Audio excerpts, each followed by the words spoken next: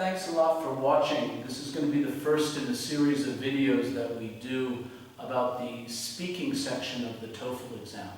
And as you saw from what was on the television, today we're going to be talking about the first two questions in the speaking section, in which you have 15 seconds to prepare and then 45 seconds to speak. And what I'd like to do today is I'd like to focus on what you can do in those 15 seconds, okay? And then later we'll talk about how to begin, how to get off to a good beginning there. But let's go back to this question of the 15 seconds. You can use this time in a really productive way. First of all, I think it's more than 15 seconds.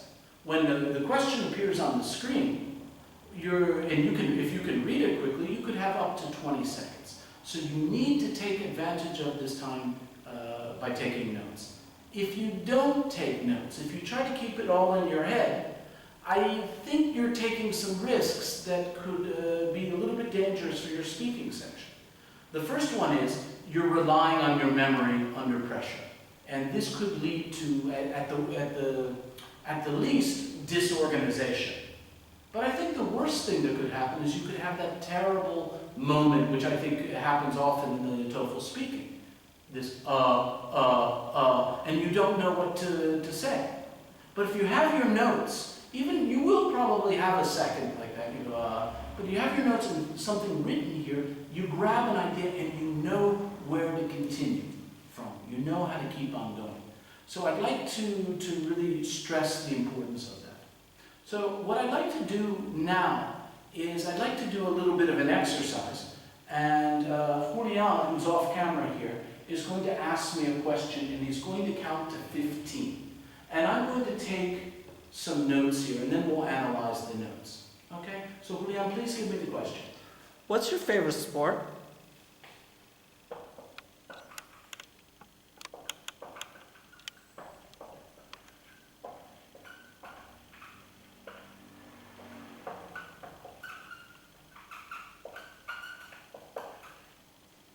Okay, 15? Yes. Okay, good. All right, let's look at what I have here.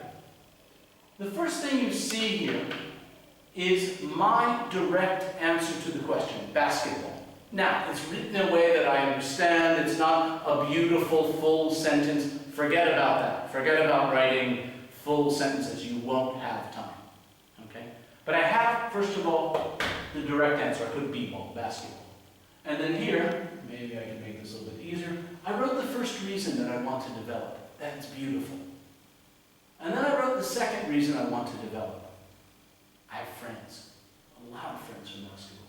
And then one particular example I want to develop, which was my 50th birthday party.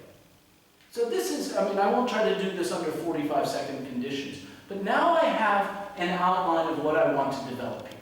Okay? So I begin with this. My favorite sport is basketball because it's a beautiful sport. I can watch anybody playing basketball. I love how the ball moves, how people play defense, how things are coordinated. For me, it's just fascinating to watch. But most importantly, I have a lot of friends from basketball.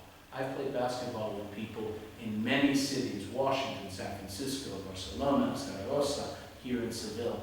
And I have lots of friends. And at my 50th birthday party, I saw a lot of those friends there. And it really meant a lot to me. Okay, whatever, there are a lot of ways you want to answer this. Or you could answer this. But what I have here is the backbone of this, the direct answer, the two reasons, and an example that supports this. And don't forget, this is, in a strange way, this is an argument. I'm kind of building an argument that explains why basketball is my favorite sport. I've got my reasons, I've got my example. Okay? But most of all, what I have here is security. I have it here in my notes. I'm doing this, and if I have that terrible moment I can look here and I know where to develop from. And when I have to do a transition from one idea to another idea, it's there. And these transitions go much more smoothly. Okay? So I think that's really one of the important things that you want to do here.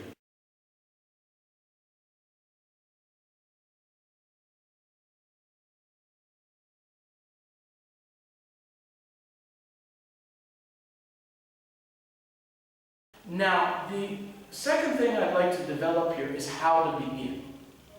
I start with the idea that if you begin well, you gain confidence and you'll be able to continue well throughout the 45 seconds. And I want you to notice how direct I was. My favorite sport is basketball. I didn't do what a lot of my students do at the beginning. They're spinning their wheels like a car at the beach. And, they're moving, but they're not advancing. So I would go something like this. They would go something like this. If I had to say what my favorite sport is, well, there are lots of sports in the world and it's hard to decide, but, well, one of those sports, I guess, would be basketball. 10, 15 seconds speaking before you get to your direct answer. Be direct. My favorite sport is basketball. Notice my voice. Notice how the intonation is rising. That's another point that I think is very important to emphasize here. Imagine this. Imagine I went this. My favorite sport is because it's beautiful. It doesn't matter what I say after that. You're going to be asking yourself, what did he say? What is that? You won't be listening to me. You won't be paying attention to my argument. You'll be trying to figure out what I said. What sport am I talking about?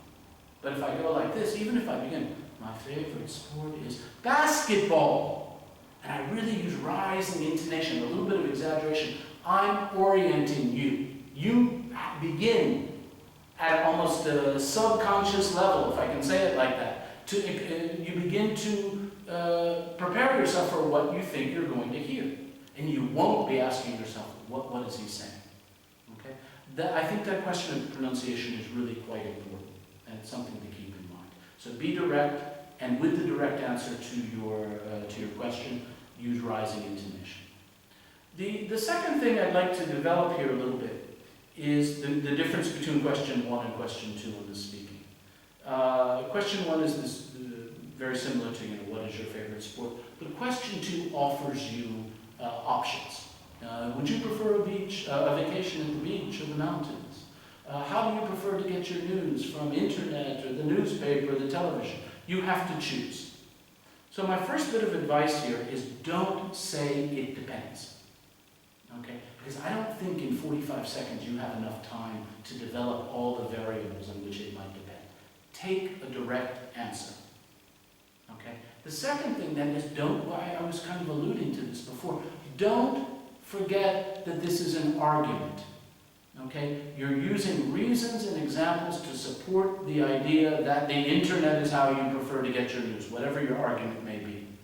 This is something that comes up in other parts of the exam, I think in the writing, this can be important, but you're building an argument here. Okay? You're not saying a list of interesting things, okay, but you're building an argument. Okay? One final thing before we go. I just said it right now, a list. There's a type of question on the TOEFL speaking, especially in question 1. It would be something like this. What are the characteristics of something? The characteristics of a good teacher, a good son or daughter, a good boss. And there's a tendency, there's a temptation to give a list.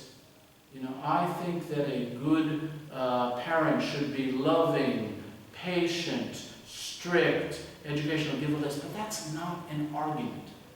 What you need to do when you get a question like that, what are the characteristics of this, is choose 1 or 2 characteristics and explain why. Why they're important to you, why you think they're so important. Build an argument in favor of those reasons. Okay? Again, thank you very much for watching. This will be the first in a series of videos dealing with TOEFL speaking. I hope it's helpful, and good luck and thanks again. Bye.